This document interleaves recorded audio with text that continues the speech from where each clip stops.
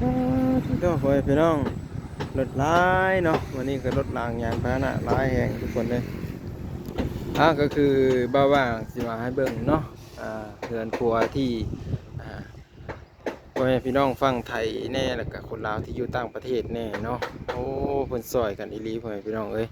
เฮ็ดให้บ้านเรือนสายฟ้านี่หลังบักนี้เลยพ่อแม่พี่น้องเอ้ยเนาะพ่อแม่บ่ได้เอาเงินพอกีบบ่นี่หรือว่าจังใดเนาะไผรู้จักแน่อันนี้เบื้องต้นนี่บ่ว่างก็บ่รู้จักเนาะ แต่ว่าสวยงามหลายเฮือนเพิ่นนี่พ่อแม่พี่น้องเนาะแต่ว่าเฮือนนี่เด็กน้อยอยู่ผู้เดียวเนาะเด็กน้อยอยู่ผู้เดียวเด้สายฟ้านั่นแหละเนาะอ้ายเพิ่นก็ไปเฮ็ดงานแล้วเพิ่นว่าเพิ่นอยู่ผู้เดียวเด้อพ่อแม่พี่น้องใครมีความคิดเห็นจังใดแน่เนาะก็คอมเมนต์มาได้เนาะแต่ว่าน้องสายฟ้านี่พาเฮ็ดอิหยังเพิ่นก็เฮ็ดทุกคนเลยเนาะยอมรับเลยเพิ่นเฮ็ดเนาะเพิ่นซอยพ่อแม่พี่น้องมาบ้างก็ดีมกดีใจที่ได้เข้ามาถ่ายคลิปเพิ่นแล้วเพิ่นก็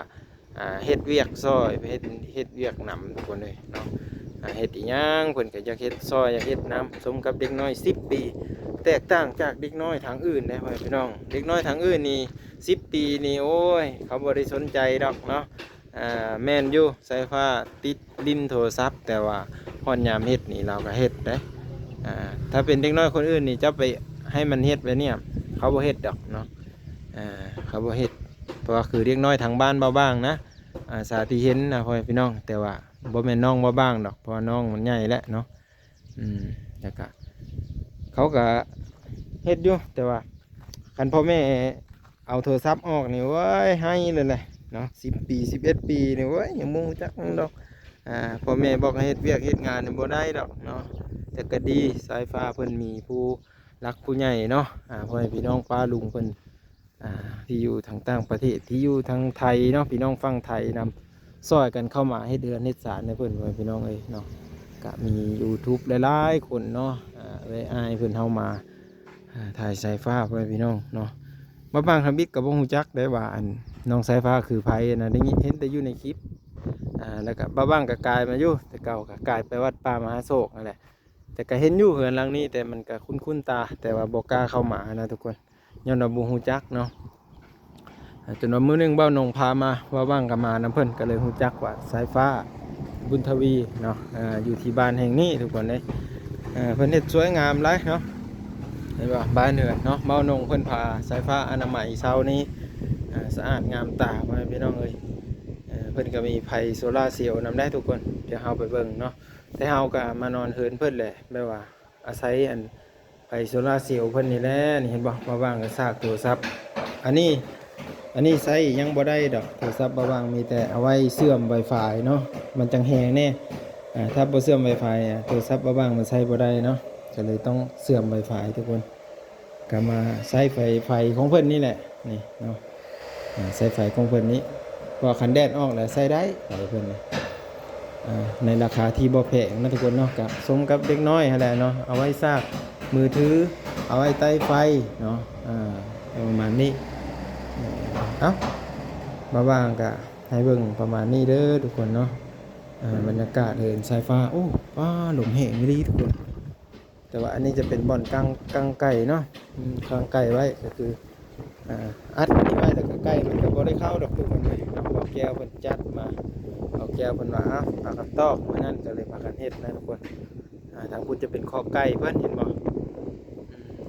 แต่ว่าอันบ่อนตูบบ่อนเฮือนเก่าเพิ่นหนีเฮาไปไกลบ่ได้เลยไหหลายเด้อพี่น้องเอ้ย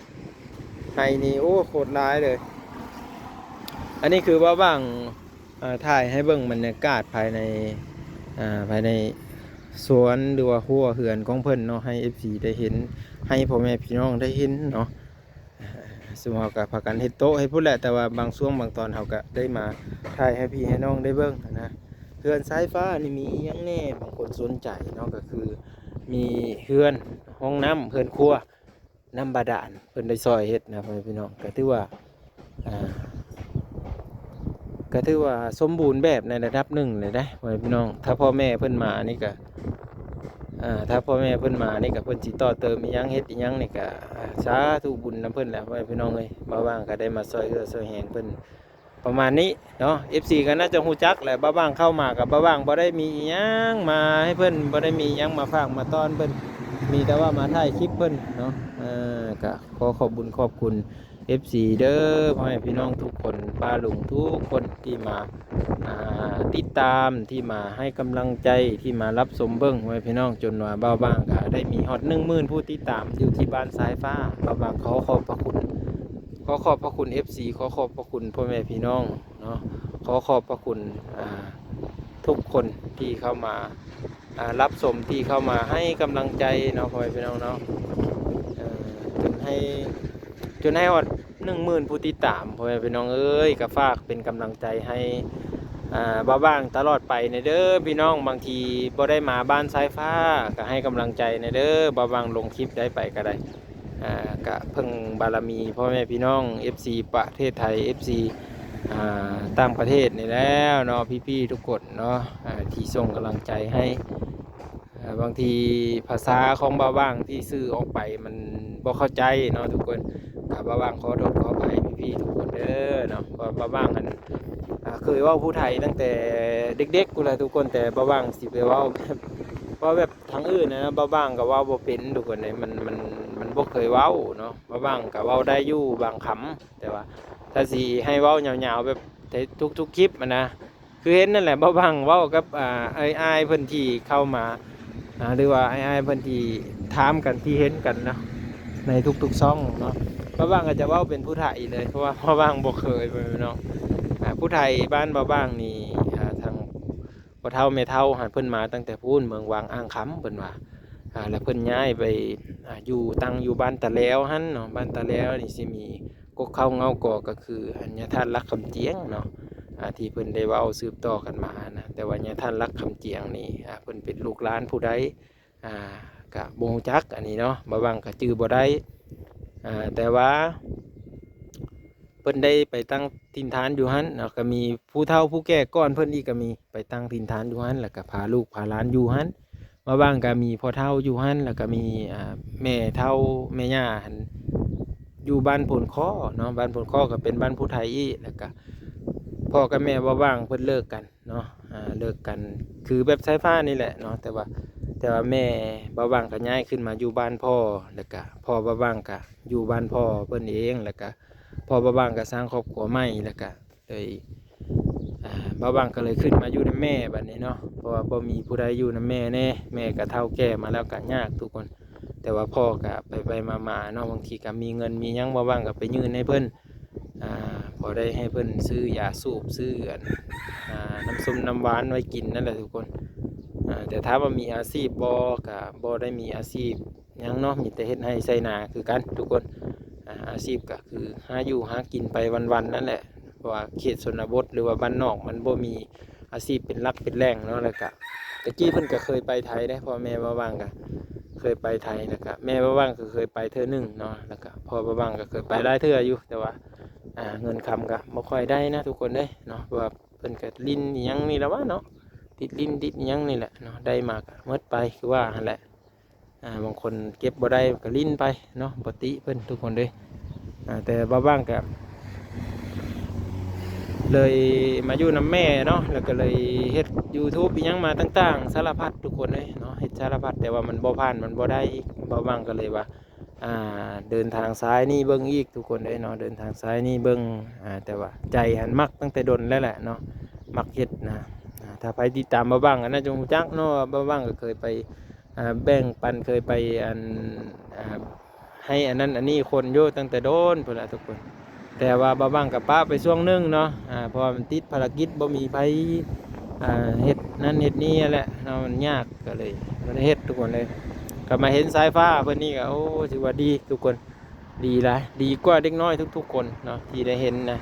บางคนโอ้ยเขายังติดแม่อยู่เนาะพ่อแม่ไปไสบ่ได้อันนี้อันสายฟ้านี่ถือว่าเก่งหลายพ่อแม่บ่อยู่นำก็ถือว่าสามารถเอาตัวรอดเนาะสามารถหาข้าวกินเองได้สามารถ